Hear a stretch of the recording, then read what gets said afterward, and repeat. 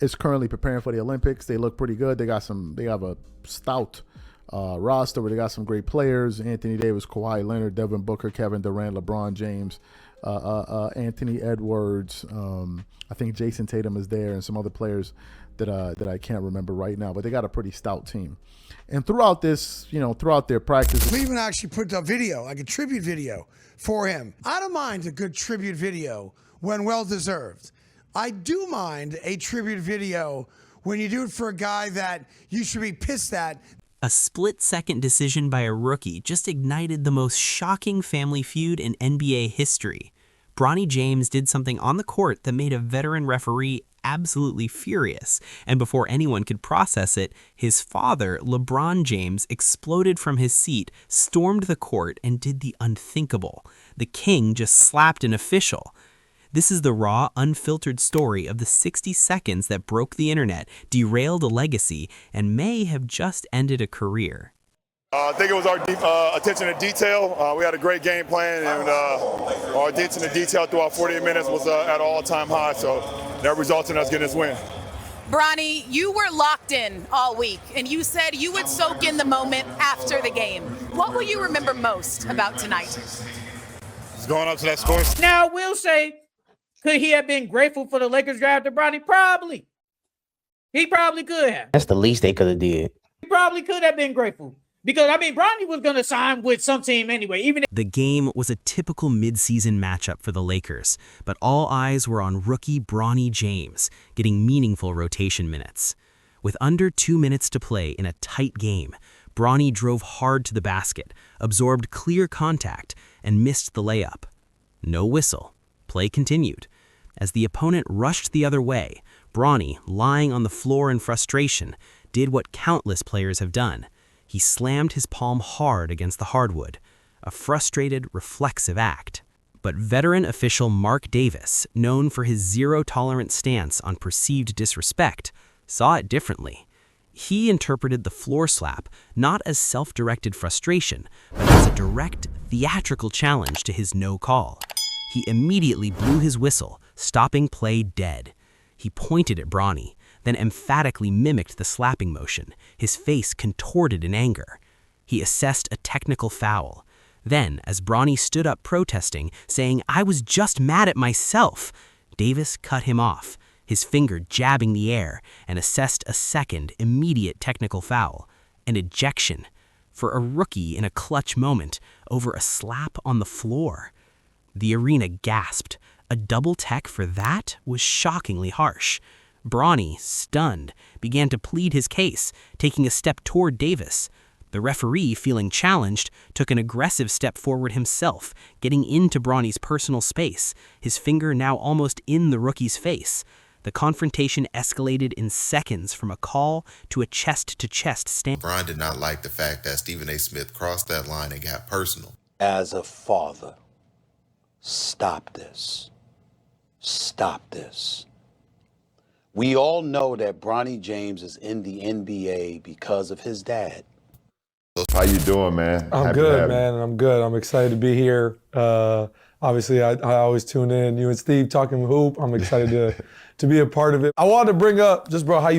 LeBron James did not think. He reacted. The sight of the veteran official, Mark Davis, chest to chest with his son, finger in his face, triggered something beyond basketball, beyond fame, beyond legacy. It was a primal, protective switch flipped in an instant. As cameras captured, LeBron vomited over the scorer's table with an athleticism that defied his age, landing on the court and covering the distance to the confrontation in 4 powerful strides. His face was a mask of pure, unvarnished fury. The sequence unfolded in a horrifying slow-motion blur for everyone watching. LeBron inserted himself between Davis and Bronny, his back to his son, facing the official. He was shouting, his words lost in the roar of the crowd, but his intent clear: "Get away from my son." Davis, startled and now feeling challenged by an all-time great, did not back down. He pointed that same finger at LeBron, issuing what was certainly a threat of ejection. In a fraction of a second, LeBron's hand came up in a sweeping, dismissive motion.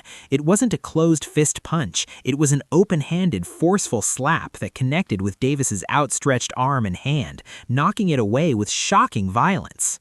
The sound didn't carry, but the impact was visible. Davis recoiled, his face morphing from anger to utter, disbelieving shock. The entire arena seemed to suck in a collective breath. Time stopped. A player, let alone a player of LeBron James's stature, had never made physical contact with an official in such a blatant, aggressive manner. This wasn't incidental contact in a scrum. This was a direct, forceful strike. All other players froze. Coaches rushed onto the court not to confront opponents, but as horrified mediators. The other two officials instinctively grabbed Davis, pulling him back, while Lakers personnel desperately wrapped their arms around LeBron, who was still glaring, a lion defending his cub. The game, the season, and LeBron's carefully curated legacy had just been incinerated in a single, uncontrollable moment. The act was done. The shockwave is just beginning. In the immediate aftermath, the league's emergency protocol kicks into gear. This is no longer a basketball play. It's a full-blown legal and professional crisis. And you know who I'm talking about, that old man at ESPN, Stephen A. Smith. His hairline further back than my dad's. I don't think that was even possible. This guy's hairline got its own area code and personality. He needed to get checked for bipolar disorder. I didn't want to comment on him, but now I have to. He'd been going around every news channel and doing interviews. Some of the previous videos, I think one they showed us actually winning a championship too. So that video would have, if I was going to get emotional, it would have probably been that one. But I just, like I said, just being present in the moment. A chilling, eerie silence fell over the arena for a moment, broken only by the frantic buzz of officials' whistles and the shouted commands of security personnel flooding the court. Referee Mark Davis was immediately escorted, shell-shocked and holding his forearm, directly to the officials' locker room by a phalanx of arena security and fellow refs.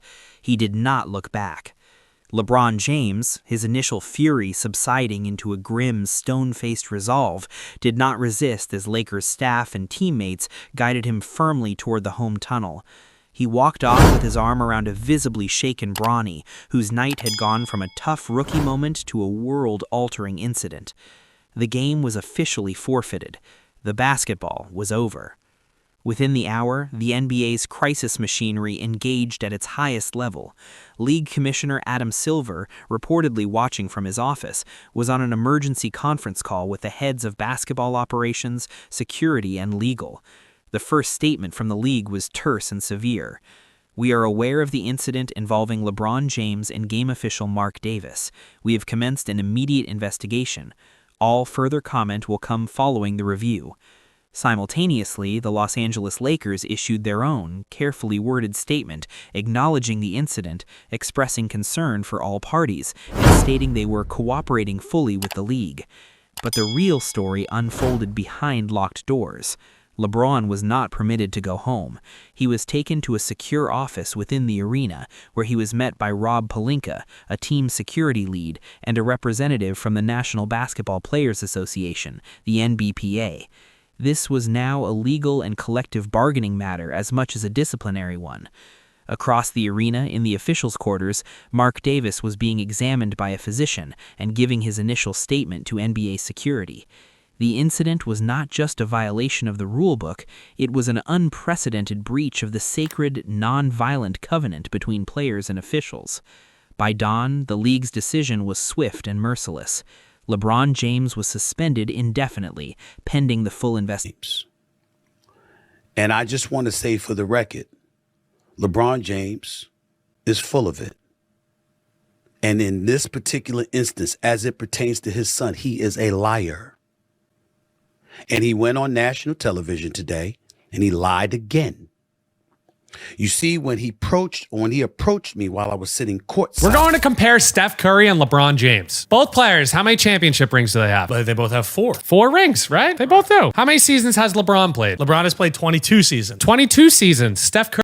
As the news exploded beyond the sports world, the incident became a Rorschach test for the public, fracturing into wildly different interpretations based on perspective.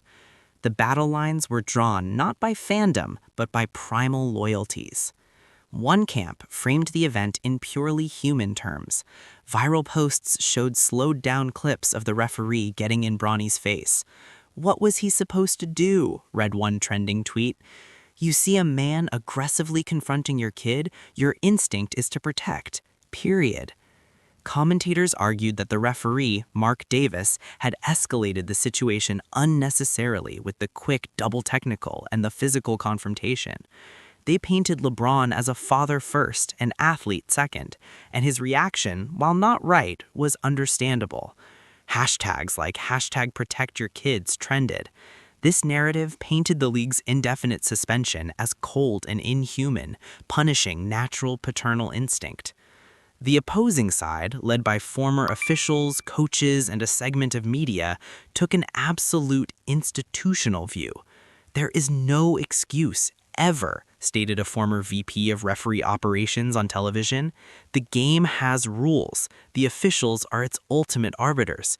If you cross that line and put hands on an official, the game ceases to exist. It becomes chaos."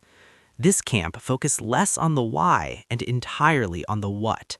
The act of striking an official was an existential threat to professional sports itself. They demanded the harshest possible penalty, a suspension lasting at least a full season, if not a permanent ban, to protect the integrity and safety of every official who steps on a court. The media frenzy was relentless. Talk shows debated the line between father and superstar. Legal analysts discussed potential assault charges.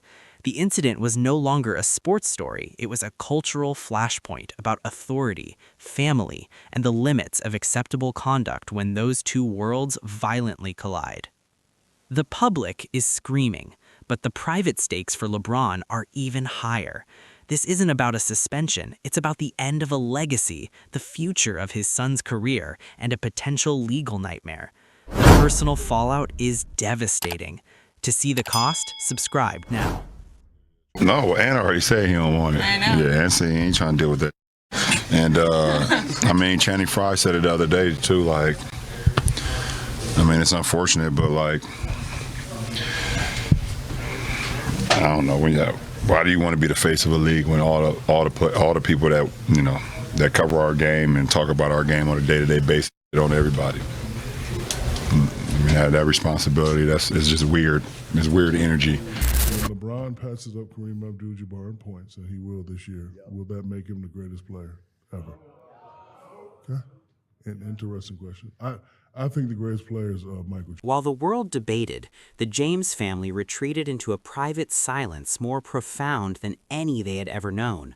The legal and professional ramifications began to crystallize into a chilling personal reality. For LeBron, the indefinite suspension was merely the opening line of a much longer sentence. Financially, the blow was catastrophic. Beyond the lost salary from the suspension, endorsement partners who had built campaigns around his image as a disciplined leader and devoted family man entered a state of full-blown panic. One major global brand was reported to have suspended all joint marketing activities pending review. The business empire of LeBron James, so carefully constructed over 25 years, faced its first true reputational earthquake. The brand was King James. A king does not assault his own court's judges. For Bronny, the psychological weight was unimaginable. Sources close to the family say he was consumed by a toxic mix of guilt, fear, and isolation. His rookie season, a dream milestone, was now irrevocably defined as the catalyst for his father's potential ruin. Every mention of his name in the media was tied to the slap. Teammates, while supportive, treated him with a cautious delicacy that only deepened his isolation. The incident didn't just threaten his father's career, it threatened to warp his own before it had even properly begun. The pressure of being LeBron's son had just mutated into an unbearable global scrutiny. Most devastating, however, was the fracture within the league itself. The NBPA, while providing legal support, was in an impossible position, needing to defend a member while upholding the sacrosanct safety of officials. Fellow superstars offered private words but cautious public silence.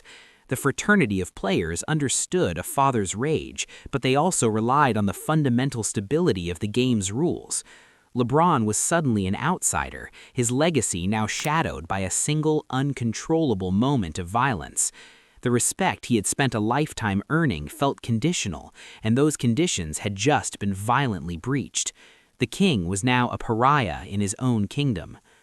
The personal wreckage is total, but one final, decisive judgment still looms, the ruling from the commissioner's office. This isn't about games missed, it's about defining a legacy's final line. The verdict will echo forever. To hear it first, subscribe now. Hear the comments by everybody. We gonna stop this BS right now. This dude, it's hypocritical. Not just because of how he came into the league, not just because of what he piggybacked off of. It's also because after he profited from it all, then you're complaining about it. You see, he didn't hate. We're not there in terms of creating an all-star experience that we can be proud of and that our players can be proud of. 1 week after the incident, NBA Commissioner Adam Silver sat alone at a polished mahogany desk to deliver a live, prime-time address.